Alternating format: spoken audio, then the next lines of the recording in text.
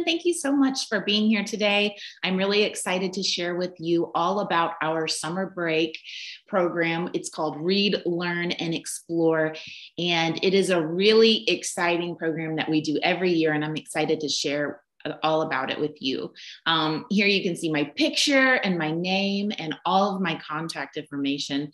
I'm the branch manager at the Myers Park Library, but I was also a children's librarian for over 10 years before I was in this role. And I also have a son of my own, Julian, who is 8 years old and in the 3rd grade. So I definitely know all the benefits that this program has to offer. So today, we are going to be talking about the summer break program. You will know why summer learning is so important and how to register for the library summer break program. And you're going to be able to pre-register on Monday, this upcoming Monday, May 16th. And by the end of the summer, you're going to be able to win prizes for reading and learning, which is awesome, of course. The summer break program is an incentive-based program that rewards our community for reading and learning all summer. And our library system has different challenges throughout the year. So for example, a different challenge would be the Community Read Challenge. And up until today, I think Elise said our site still said Community Read, but now it has transitioned over to summer break. And the summer break program is by far our most popular and everybody loves it. We have different prizes every year. And I would also say that it's our most important challenge that we do every year because it has so many wonderful benefits. So before we get into the nitty gritty, I thought it was important to share about why it is important to participate in this program. And it's really important for all ages, not just for kids. If you're below 5, it's great for that kindergarten readiness. If you have a school age or a teenage child, it prevents that summer slide, which you can see here in this first book slide. It says children who are given access to books over the summer perform 35 to 40% better on reading achievement tests than those without access to books. So simply just signing them up for this program, making sure they have access to books all summer long can make a huge impact on their reading test scores for the upcoming school year. It also, our program in particular, encourages summer learning beyond just reading. It talks about all types of learning and different activities, which we will get into later. And for adults, that's one of the best things about the program because adults benefit the most, their brains benefit the most from when they learn a new skill. So those are some of the reasons why. And, I just wanted to talk a little bit more since this is a parent lunch and learn. And so I know that you guys are really interested in the parent aspect in terms of your kids. And summertime, it really poses an academic risk to students because they have less access to books and less access to learning opportunities. And that's just natural. There's really not a lot you can do about it. You can try to do things like this that are going to help for sure. And that is what you should be doing. But without that structured school environment that can provide 8 hours a day of books and learning opportunities, there are things that happen like the summer slide. And this is one of the things that you can do.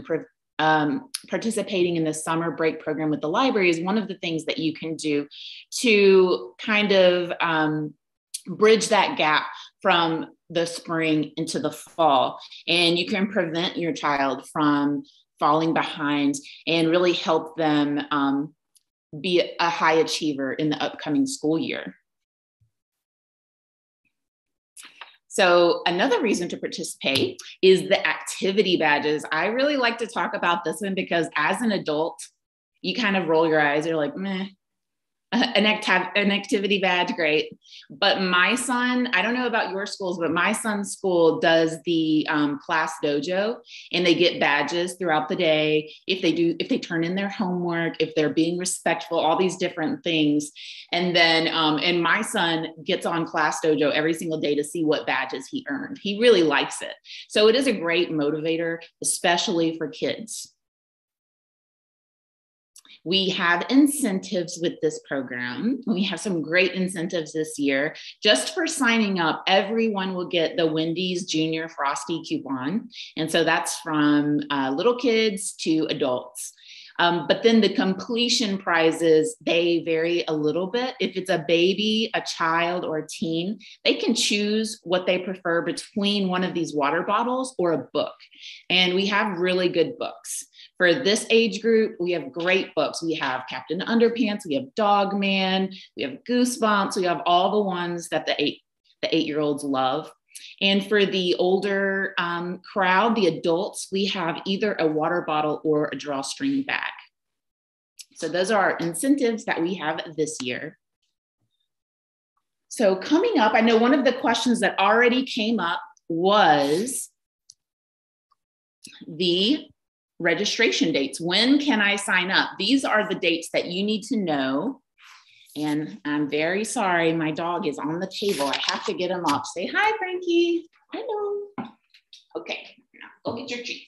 So sorry. So these are the dates that you want to put in your calendar. Pre-registration begins on Monday, and the challenge actually goes from Wednesday, June 1st until Saturday, August 13th.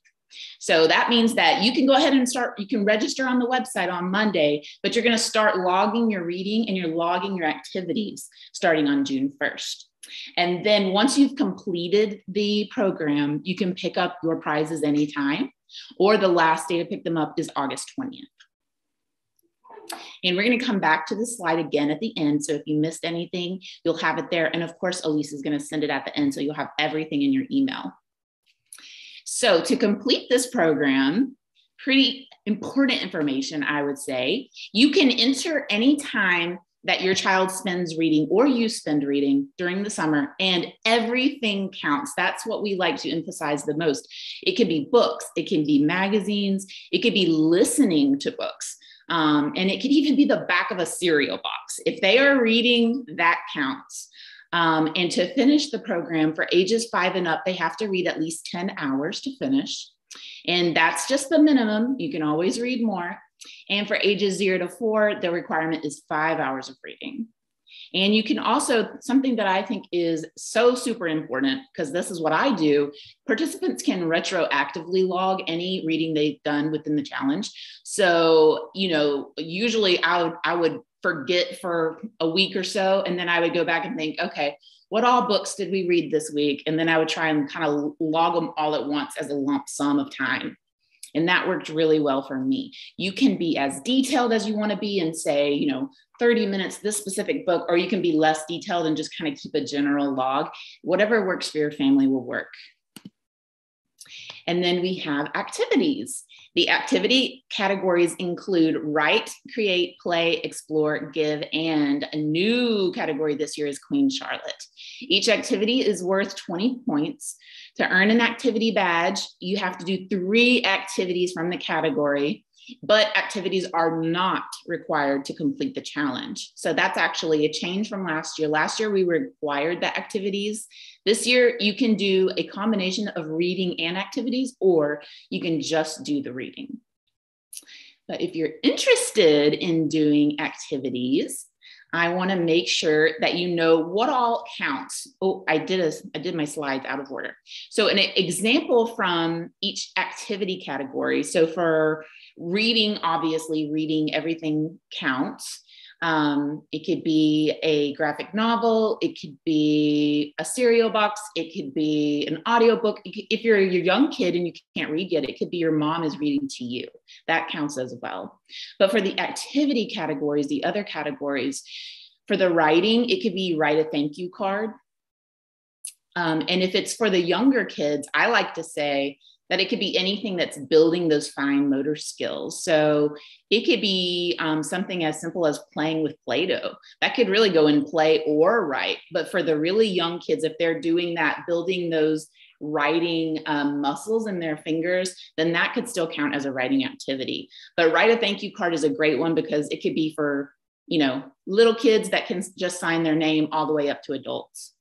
For the create, you can make art, and there's all kinds of different examples in each category. For explore, you could explore a local park or explore a local library. For play, you could ride your bike.